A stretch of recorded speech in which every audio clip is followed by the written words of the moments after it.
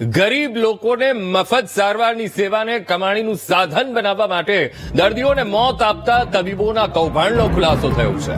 ત્યારે અમદાવાદની ખ્યાતિ હોસ્પિટલના તબીબોની કરતૂતો સામે આવ્યા બાદ સમગ્ર રાજ્યમાંથી આ રાક્ષસ તબીબો પર ફિટકાર વરસી રહ્યો છે. અમદાવાદની ખ્યાતિ હોસ્પિટલના તબીબોએ કડીના 19 દર્દીઓની એન્જિયોગ્રાફી અને એન્જિયોપ્લાસ્ટી કરી અને એ બાદ 2 દર્દીઓના મોત થયા. તો અન્ય 5 આઈસીયુમાં જીવન મરણ વચ્ચે ઝોલા ખાઈ રહ્યા છે.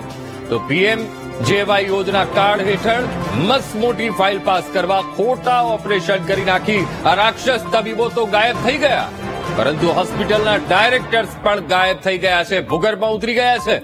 ખ્યાતિ હોસ્પિટલમાં 2 લોકોના મોત બાદ હોસ્પિટલના 4માંથી 3 ડાયરેક્ટર્સ રફુ ચક્કર થઈ ગયા છે. ખ્યાતિ હોસ્પિટલના ડાયરેક્ટરમાંથી ડોક્ટર સંજય પટોલિયા, રાજશ્રી કોઠારી અને કાર્તિક પટેલ ગાયબ છે. જવાબદારી તો દૂર રહી, કૌભાંડ આચરનાર હોસ્પિટલના ડાયરેક્ટર સામે નથી આવ્યા. તો બીજી બાજુ ચોથા ડાયરેક્ટર ચિરાગ રાજપૂત પણ દર્દીઓના મોત અંગે ગોળ ગોળ જવાબ આપ્યો. ડાયરેક્ટર કાર્તિક પટેલે નિર્લજ્જ બનીને દાવો કર્યો કે દર્દીઓ પોતાની મરજીથી હોસ્પિટલ આવ્યા હતા. જોકે દર્દીઓની સારવાર માટે મંજૂરી લેવાઈ હતી કે કેમ તે અંગે ગોળ ગોળ જવાબ આપ્યો. સરકારી યોજનાના પૈસા લેવા માટે દર્દીઓનો જીવ લેનારી આ હોસ્પિટલનું લાયસન્સ રદ કરવાનો નિર્ણય લેવાયો છે. જોકે કડીના બોરીસણા ગામના ભોગ બનેલા દર્દીના પરિવારો ડાયરેક્ટર સામે ફોજદારી કાર્યવાહીની માંગ કરી રહ્યા છે. રાજ્યમાં સામાન્ય લોકોની સારવારની યોજનાને કેટલાક રાક્ષસ તબીબોએ કમાણીનું સાધન બનાવી દીધું છે.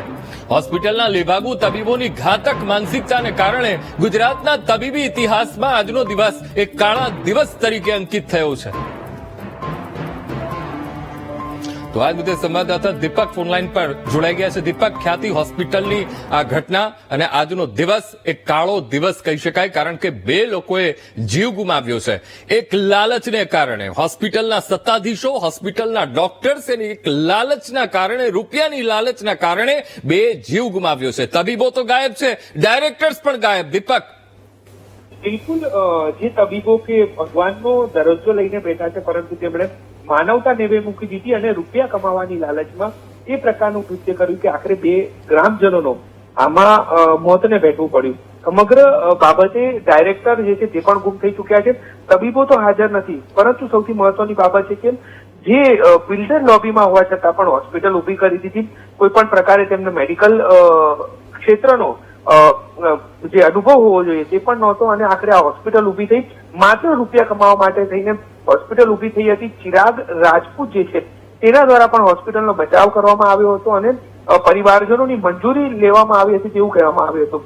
સ્પષ્ટ જવાબ નહોતો આપવામાં આવ્યો, એટલે ચોક્કસપણે લાગતું હતું કે આ ક્યાંક ષડયંત્ર રચવામાં આવતું હતું કે પીએમજે ના જે પેશન્ટો આવતા હોય છે તેમની પાસેથી રૂપિયા જે છે તે અપ્રુવલ લઈને પડાવી લેવામાં આવે અને તેમનો ધંધો જે છે તે ચાલતો રહે. સૌથી મહત્વની બાબત એ છે કે દર્દીઓ પોતાની મરજીથી હોસ્પિટલ આવ્યા હતા તેવું જે ચિરાગ રાજપૂત છે તેમણે દાવો કર્યો હતો, પરંતુ અહીંયા આવનાર તમામ જેટલા કેમ્પો કર્યા તે ગામના લોકોએ કહ્યું હતું કે તેમને સ્વેચ્છાએ નહોતા આવ્યા. ગામની અંદર સરપંચનો સંપર્ક કરી અને તેઓ ગામમાં કેમ્પ કરતા હતા અને તેમને હૃદય રોગની બીમારી છે તેવું કહી એને હોસ્પિટલ લાવવામાં આવતા હતા.